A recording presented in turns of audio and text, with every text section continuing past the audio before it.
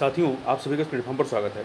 यहाँ पर हम लोग विजन आईएएस जो कोचिंग संस्था है, इनके द्वारा जो मेंस 365 नाम से मैगजीन प्रकाशित की गई है, उसमें से जो सामाजिक मुद्दे वाला जो मैगजीन है, उसको हम लोग कवर कर रहे हैं।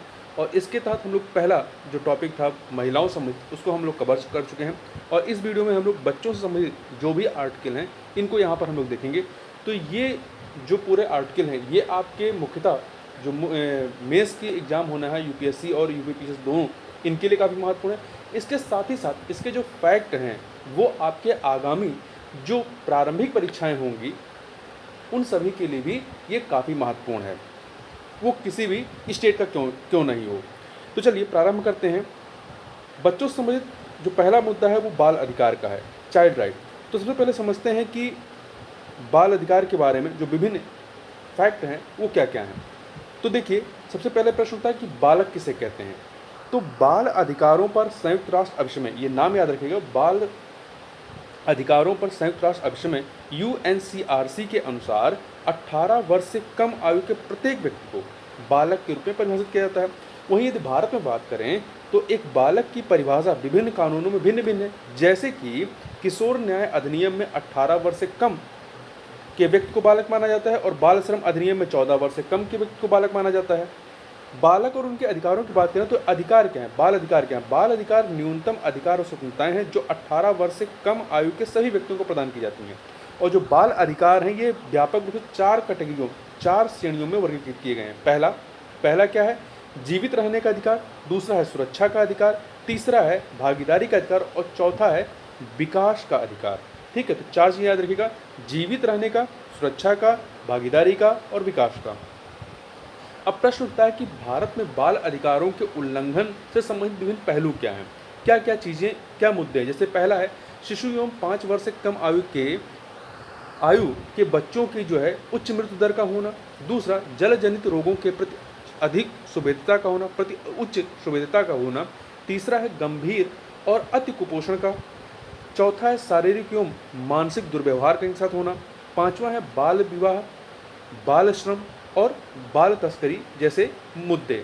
और वहीं अगला है कोविड-19 से उत्पन्न चुनौतियां भी, जैसे कि इससे क्या हुआ है, मानसिक स्वास्थ्य पर दुष्प्रभाव पड़ा है, नकारात्मक प्रभाव पड़ा है या दुष्प्रभाव पड़ा है। दूसरा, शिक्षा की हानि हुई है और कई बच्चों के अभिभावकों की मृत्यु हुई है। अब बात करते हैं भारत में बाल अधिकारों के संरक्षण में कौन कौन सी बाधाएं आती हैं। पहला तो है सामाजिक सांस्कृतिक कारण।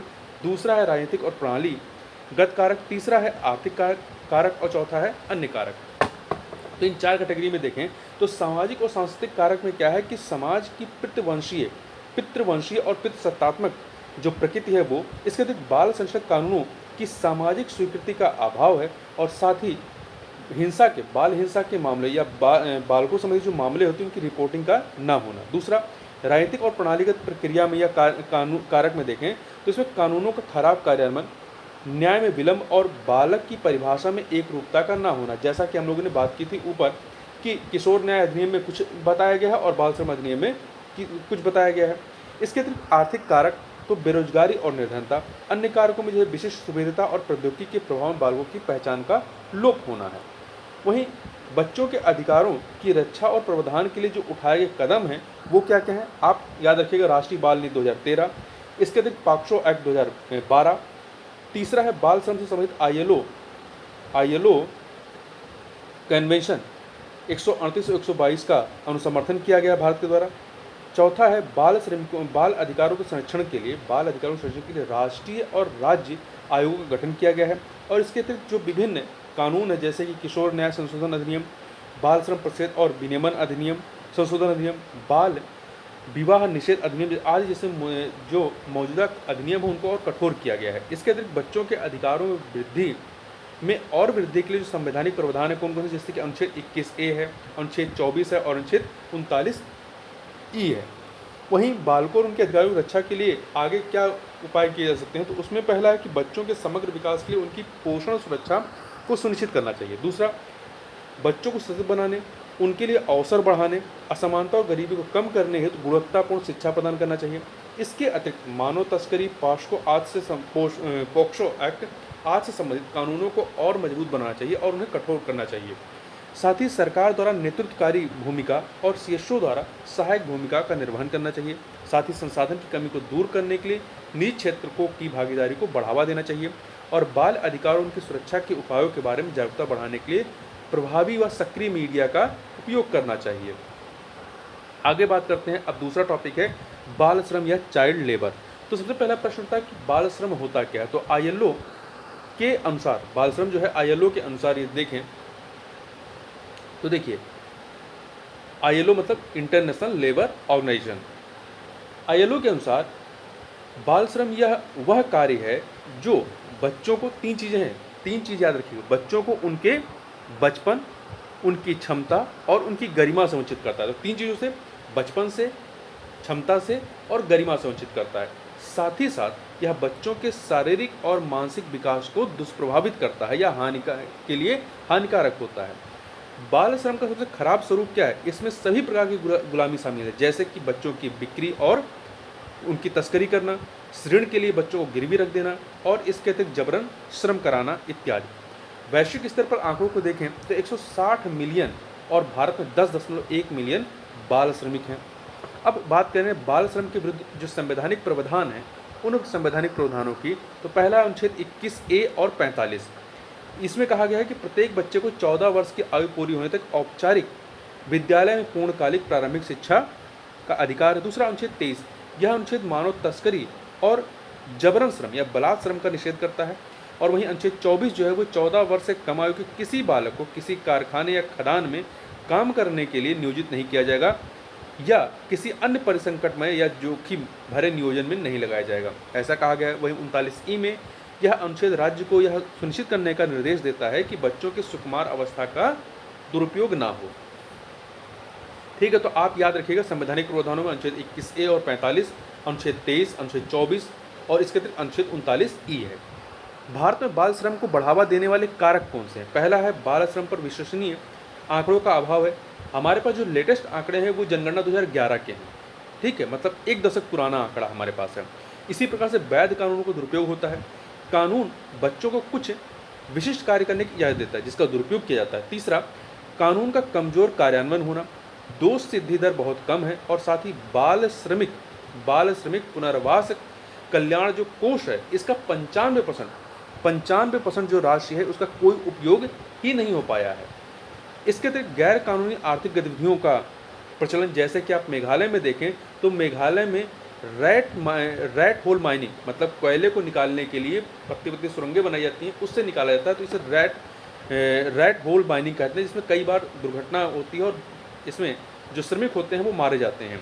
इसी तरह झारखंड में अब्रक माइनिंग है। इसके अतिरिक्त अनौपचारिक अर्थव्यवस्था जिसमें उद्योगपति राजनीतिक नौकरशाही का गठजोड़ होता है, ऐसे में बाल श्रम जो होता है, ऐसे में जब इस पर मतलब जो कानून है उसका क्रियान्वयन नहीं किया जाएगा तो क्या होगा? जो बाल श्रम है वो बेघर और परित्यक्त बच्चों के लिए जीवित रहने का एकमात्र साधन रह जाता है। बाल श्रम के उन्मूलन के लिए क्या इनिशिएटिव लिए गए हैं? तो उसमें आप देखिए, यदि एक कमेटी का नाम पूछा जाए जो बाल श्रम से संबंधित है, वो है आपका गुरुपाद स्वामी समिति 1979 का। इसके अतिरिक्त भारत ने, आप याद रखिएगा, भारत ने बाल श्रम के संबंध में आईएलओ की जो कन्वेंशन है, कन्वेंशन नंबर 182 और 138, इन दोनों का जो है भारत ने अनुसमर्थन किया है। साथ ही बाल श्रम निषेध एवं विनियमन संशोधन अधिनियम 2016 को लागू किया गया, जिसमें सभी व्यवसायों में 14 वर्ष से कम बच्चों को और खतरनाक व्यवसायों प्रक्रियाओं में 18 वर्ष से कम बच्चों को रखने पर प्रतिबंध लगाया गया है। वहीं राष्ट्रीय बाल श्रम परियोजना स्कीम लाया गया है। यह बाल श्रमिकों को पुनर्वास के लिए विशेष विद्यालय या पुनर्वास केंद्र, मुक्त कराए गए बच्चों को पूरक पोषण और वजीफा की व्यवस्था करता है। कुछ वेब पोर्टल्स की बात करें जो बाल श्रमिकों के संबंध में काम करते हैं, जैसे कि पेंसिल, आपको पूरा नाम याद रखने की जरूरत नहीं है, केवल आप पेंसिल वेब पोर्टल याद रखिएगा। यह क्या है? ये बाल श्रम के शिकार बच्चों को बचाने और उनके पुनर्वास के लिए। वहीं दूसरा है ट्रैक चाइल्ड, यह लापता या पाए गए बच्चों के लिए है। इसी प्रकार से मिशन वात्सल्य है, यह भारत में प्रत्येक बच्चे के लिए एक स्वस्थ और खुशहाल बचपन सुरक्षित करने के लिए है। तो आप ये इनिशिएटिव याद रखिएगा, गुरुपाद स्वामी समिति, इससे इसका संबंध है। इसके अतिरिक्त भारत ने जो है ILO के 182 और 138 जो कन्वेंशन है उसको अनुसमर्थन उसका किया है। बाल श्रम निषेध एवं विनियमन संशोधन अधिनियम 2016 लाया गया है। राष्ट्रीय बाल श्रम परियोजना परियोजना स्कीम लाई गई है। इसके अतिरिक्त कुछ वेब पोर्टल्स हैं जैसे कि आपका पेंसिल और ट्रैक चाइल्ड है। इसके अतिरिक्त वात्सल योजना लाया गया है, मिशन वात्सल लाया गया है। अब बात करते हैं बाल श्रम को ख़त्म करने के लिए आगे क्या इनिशिएटिव लिए जा सकते हैं, आगे का क्या रास्ता है। तो सबसे पहले हमें कानून प्रवर्तन मशीनरी में सुधार करना चाहिए। इसके लिए न्यायिक सुधार व पुलिस सुधारों की आवश्यकता है। साथ ही श्रम कानूनों को फिर से और सख्त बनाने की जरूरत है। साथ ही उत्पादों पर लेबल लगाना कि उसमें बाल श्रम शामिल है या नहीं शामिल है, ये भी किया जा सकता है। इसके अतिरिक्त डेटा संग्रह, हमने देखा कि हमारे पास जो लेटेस्ट डेटा है वो 1 दशक पुराना है, 2011 की जनगणना का है, तो हमें लेटेस्ट डेटा की ज़रूरत है। साथ ही एकीकृत प्रणाली अपनाना चाहिए। एकीकृत प्रणाली आप ऐसे समझ सकते हैं कि बाल श्रम से संबंधित या बाल श्रम के लिए जो उत्तरदायी कारक हैं उन कारकों को दूर करने के लिए जो भी योजनाएं हैं उन सभी योजनाओं को इंटीग्रेट करना है। जैसे कि बाल श्रम का सबसे बड़ा कारण क्या है, गरीबी का होना, ठीक है, गरीबी का होना। और इसके बाद जब बाल श्रम तो संरक्षण होना चाहिए, तो बाल श्रम को से संबंधित जो संरक्षण के कार्यक्रम हैं, गरीबी को दूर करने से संबंधित जो कार्यक्रम हैं, असमानता को दूर करने से संबंधित जो कार्यक्रम है, शिक्षा की गुणवत्ता से संबंधित जो कार्यक्रम, इनको क्या करना चाहिए, इंटीग्रेट करना चाहिए, एकीकृत करना चाहिए। साथ ही समुदाय की भूमिका है। बड़े पैमाने पर समुदाय को बाल श्रम के खिलाफ सतर्क रहने के लिए संवेदनशील होना चाहिए। इस दिशा में प्रयास करना चाहिए कि जो हमारा समुदाय है, मतलब कह सकते हैं कि जो लोग हैं वो इस बारे में जागरूक हों। आगे चलते हैं। आगे अगला है आपका लैंगिक अपराधों से बालकों ने यहाँ बच्चों का होना चाहिए, क्योंकि ये जो है लड़के लड़की दोनों के लिए, ठीक है, का संरक्षण अधिनियम, या इंग्लिश में देखें तो protection of children from sexual offence, या शॉर्ट में से पोक्सो एक्ट 2012 कहते हैं। तो आप पोक्सो एक्ट 2012 के नाम से इसको याद रखिएगा। ये वर्तमान में काफ़ी चर्चा में भी रहा है। तो इसमें हुआ क्या कि भारत के मुख्य न्यायाधीश ने संसद से लैंगिक अपराधों से बालकों का संरक्षण अधिनियम 2012 के तहत सहमत की आयु संबंधी मुद्दे की जांच करने की अपील की है। क्योंकि जो पॉक्सो एक्ट आए हैं इसमें से ये देखा गया है कि जितने केसेस आते हैं, मतलब 4 केसेस अगर आते हैं तो उसमें से एक केस जो है वो प्रेम संबंधों से संबंधित होता है। तो हम यहाँ पे बात करते हैं पॉक्सो अधिनियम 2012 के बारे में। पॉक्सो अधिनियम करता क्या है, तो ध्यान रखिएगा, पॉक्सो अधिनियम जो है बच्चों मतलब 18 वर्ष से कम आयु के जो व्यक्ति हैं, मतलब आयु के किसी व्यक्ति के लिए ये है। तो बच्चों को 3 चीज़ें, लैंगिक हिंसा, लैंगिक उत्पीड़न और पोर्नोग्राफी के अपराधों से बचाने के लिए एक विशेष कानून है। तो कभी पूछा जाए क्या है पॉक्सो एक्ट, क्या है ये पॉक्सो एक्ट? बच्चों को लैंगिक हिंसा, लैंगिक उत्पीड़न और पोर्नोग्राफी के अपराध से बचाने के लिए एक विशेष कानून है। इसमें बच्चों के साथ लैंगिक अपराधों के मामलों में कठोर सजा देने के लिए वर्ष 2019 में संशोधन किया गया। तीसरा, इस अधिनियम में मामलों के शीघ्र निपटान के लिए विशेष अदालतों, स्पेशल फास्ट ट्रैक कोर्टों का या फास्ट ट्रैक कोर्ट के गठन का भी प्रावधान किया गया है। स्पेशल कोर्ट्स का गठन का भी प्रावधान किया गया है, ठीक है। यह किन पर लागू होता है, तो यह केवल जीवित बच्चों और वयस्क अपराधियों पर ही लागू होगा। यदि 2 बालक मतलब 2 बच्चे यौन संबंध बनाते हैं, सहमत से यौन संबंध बनाते हैं, तो ऐसी स्थिति में किशोर यह जो है वो पॉक्सो एक्ट के तहत नहीं आएगा। ये दोनों ही बच्चे क्या हैं, मतलब बालक मतलब 18 वर्ष से कम के हैं, ठीक है। तो ये जो मामला है ये ऐसी स्थिति में किशोर न्याय बालकों की देखभाल और संरक्षण अधिनियम 2000 वहाँ पर ये अधिनियम लागू होगा, ठीक। इसके अतिरिक्त जो 2019 में संशोधन किया गया वो क्या किया गया है, इसमें चाइल्ड पोर्नोग्राफी की परिभाषा बताई गई है। चाइल्ड पोर्नोग्राफी की परिभाषा बताई गई है। इसमें गंभीर प्रवेशक लैंगिक हमले के दायरे का विस्तार किया गया है और न्यूनतम दंड में वृद्धि की गई है। अब इसमें मृत्यु दंड को भी शामिल कर दिया गया है। अब बात करते हैं पॉक्सो अधिनियम 2012 संबंधी जो चुनौतियां हैं या चिंताएं हैं। पहला, विशेष रूप से कोविड-19 के बाद लंबित मामलों की संख्या में काफ़ी बढ़ोतरी हुई, 85% मामले बढ़ गए हैं और इसमें जो दोष सिद्धि दर है वो बहुत कम है, 14% दोष सिद्धि दर है। इसके अतिरिक्त अनन्य विशेष न्यायालयों और विशेष लोक अभियोजकों की कमी है, मतलब संसाधनों की कमी है। तीसरा, जांच में प्रक्रियात्मक कमियां विद्यमान हैं तथा पीड़ित बालक या बालिका की सुरक्षा और समर्थन का अभाव है। साथ ही अलग अलग उच्च न्यायालयों ने इस कानून के तहत सहमत की आयु से संबंधित जो है मुद्दे उठाए हैं। अब इसके अधिनियम संबंधित कुछ जो प्रमुख सिफारिशें हैं कि क्या इसमें बदलाव होना चाहिए, तो वो पहला है कि 16 वर्ष से अधिक उम्र के किशोर या किशोरियों द्वारा सहमत से बनाए गए यौन संबंधों को अपराध की श्रेणी से बाहर रखा जाना चाहिए। दूसरा, किशोर या किशोरियों को सूचित निर्णय लेने में मदद करने के लिए व्यापक यौन शिक्षा की शुरुआत करनी चाहिए। और तीसरा, पर्याप्त संख्या में फास्ट ट्रैक कोर्ट्स की स्थापना करनी चाहिए और उन्हें पर्याप्त मात्रा में मानव व भौतिक संसाधनों से युक्त करना चाहिए। साथ ही अधिनियम के बारे में जागरूकता बढ़ानी चाहिए। बाल संदिग्धों का आकलन, इसको आप छोड़ दीजिए, इस आर्टिकल को आगे चलते हैं। अगला जो है, भारत में बच्चों को गोद लेने के संबंध में, चाइल्ड एडॉप्टेशन ऑफ इंडिया। तो देखिए, हुआ क्यों, चर्चा में क्यों आया ये? क्योंकि कार्मिक लोक शिकायत कानून तथा न्याय पर विभागीय संसदीय स्थायी समिति ने अभिभावकत्व और दत्तक ग्रहण कानूनों की समीक्षा विषय पर 118वीं रिपोर्ट प्रस्तुत की है। ठीक है, इसी की वजह से यह चर्चा में आया था। तो हम सबसे पहले अब बात करते हैं दत्तक ग्रहण के बारे में थोड़ा सा। देखिए, दत्तक ग्रहण या गोद लेने का अर्थ क्या होता है? यह वह प्रक्रिया है जिसके माध्यम से गोद लिया गया बच्चा जो होता है वो अपने जैविक माता पिता से स्थायी रूप से अलग हो जाता है। जिसने उसको पैदा किया है उससे स्थायी रूप से अलग हो जाता है इस प्रक्रिया के माध्यम से। साथ ही सभी अधिकारों, विशेषाधिकारों, जिम्मेदारियों के साथ गोद लेने वाले दंपति की वैध संतान बन जाता है। और जो गोद लेते हैं वो क्या है, उनकी वो वैध संतान बन जाता है। तो साथ ही सभी अधिकारों, विशेषाधिकारों और जिम्मेदारियों के साथ में ऐसा अनुमान लगाया जाता है कि भारत में 29.6 मिलियन फंसे हुए अनाथ और परित्यक्त तथा छोड़े गए बच्चे हैं, जबकि प्रतिवर्ष केवल 3000 से 4000 बच्चे ही गोद लिए जाते हैं। मतलब बहुत बड़ी संख्या में बच्चे जो हैं वो परित्यक्त टाइप के हैं या अनाथ टाइप के हैं। अब प्रश्न उठता है कि गोद लेने की दर इतनी कम क्यों है भारत में? पहला, देश में कई बाल देखभाल जो संस्थाएं हैं, CCI हैं, वो पंजीकृत ही नहीं हैं। इसी कारण बड़ी संख्या में अनाथ बच्चे संस्थागत देखभाल के अंतर्गत आते ही नहीं हैं। दूसरा, गोद लेने की प्रक्रिया का केंद्रीकरण है, सेंट्रलाइज प्रोसेस है। केंद्रीकृत देखभाल प्रणाली भावी माता पिता द्वारा उपयुक्त बच्चों को गोद लेने की प्रक्रिया में बाधा डालती है। तीसरा, रुकावट के मामले आते हैं। रुकावट के ज़्यादातर मामले माता पिता और बच्चों की तैयारी तथा उचित परामर्श की कमी के कारण है। ठीक है, अन्य कानूनी विकल्प का होना भी एक रीजन है।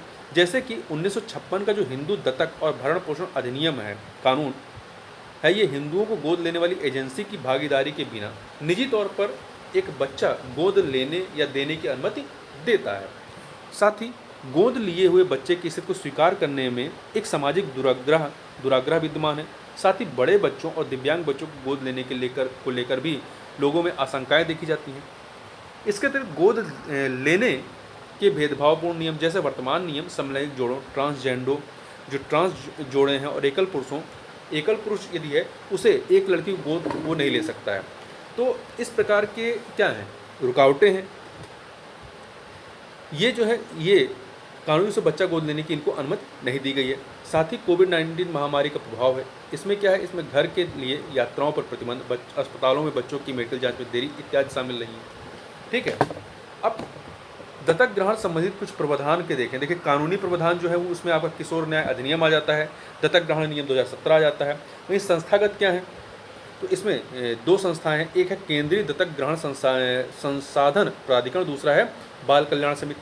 अंतर्राष्ट्रीय स्तर पर देखें तो दो चीज़ें आती हैं, एक बाल अधिकारों पर संयुक्त राष्ट्र अभिसमय है, दूसरा हेग कन्वेंशन है। ठीक है, अब बात करते हैं गोद लेने की प्रक्रिया को आसान बनाने के लिए भारत सरकार द्वारा क्या कदम उठाए गए हैं। तो पहला है किशोर न्याय अधिनियम 2015 में 2021 में संशोधन किया गया है। क्या किया गया है, अब यह जिलाधिकारी और अतिरिक्त जिलाधिकारी को गोद लेने के आदेश को अधिकृत करने का अधिकार दिया गया है। दूसरा, यह अंतर्देशीय दत्तक ग्रहण, अंतर्देशीय मतलब एक देश से दूसरे देश में यदि बच्चा जा रहा है तो अंतर्देशीय दत्तक ग्रहण के संबंध में बच्चों के संरक्षण और सहयोग पर हेग कन्वेंशन के तहत जो कारा मतलब केंद्रीय दत्तक ग्रहण संसाधन प्राधिकरण, कारा को केंद्रीय प्राधिकरण के कार्यों को करने की अनुमति देता है। इसके तहत दूसरा है, देश के भीतर गोद लेने को आसान बनाया गया है। दत्तक ग्रहण संशोधन विनियमन 2021 यह कारा को संभावित माता पिता को अनापत्ति प्रमाण पत्र NOC जारी करने की अनुमति देता है, जो हिंदू दत्तक ग्रहण तथा भरण पोषण अधिनियम 1956 के तहत अंतर्देशीय गोद लेने का विकल्प चुनते हैं। इसके तहत कारा और अन्य अधिकारियों द्वारा निरंतर निगरानी के लिए गोद लेने वाले परिवार को देश में रहने 2 साल की जो अनिवार्य अवधि है उसको समाप्त कर दिया गया है। तीसरा, ऐसे मामलों में भारतीय मिशन गोद लिए गए बच्चों की प्रगति और सुरक्षा की निगरानी करते हैं।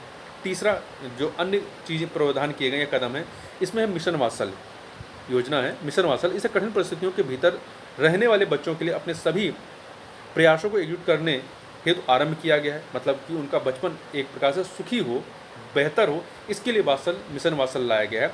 दूसरा है ऑनलाइन पंजीकरण पोर्टल, यह गोद लेने की प्रक्रिया को व्यवस्थित करता है। तीसरा, अंतर्देशीय दत्तक ग्रहण पर हेग कन्वेंशन 1993 का अनुसमर्थन, भारत ने इसका अनुसमर्थन किया है। अब आगे क्या कर सकते हैं? आगे इस दिशा में ये कर सकते हैं कि संभावित अभिभावकों को विकल्प प्रदान करना चाहिए, मतलब जिस स्टेट के हैं तो उस स्टेट के बच्चे को गोद लेने की प्रथम प्रायोरिटी देनी चाहिए।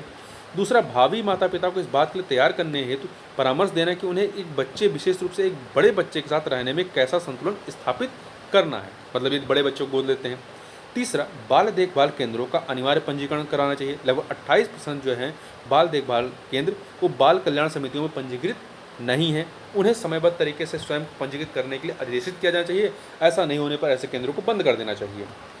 तीसरा, अगला जो है गोद लेने की प्रक्रिया को और अधिक पारदर्शी बनाने की जरूरत है। साथ ही ग्रामीण क्षेत्रों में उन परिवारों को विशेष सहायता दी जानी चाहिए जो गोद लेने की कानूनी प्रक्रियाओं से अवगत नहीं है अथवा विधिक प्रक्रिया का पालन करना पसंद नहीं करते हैं।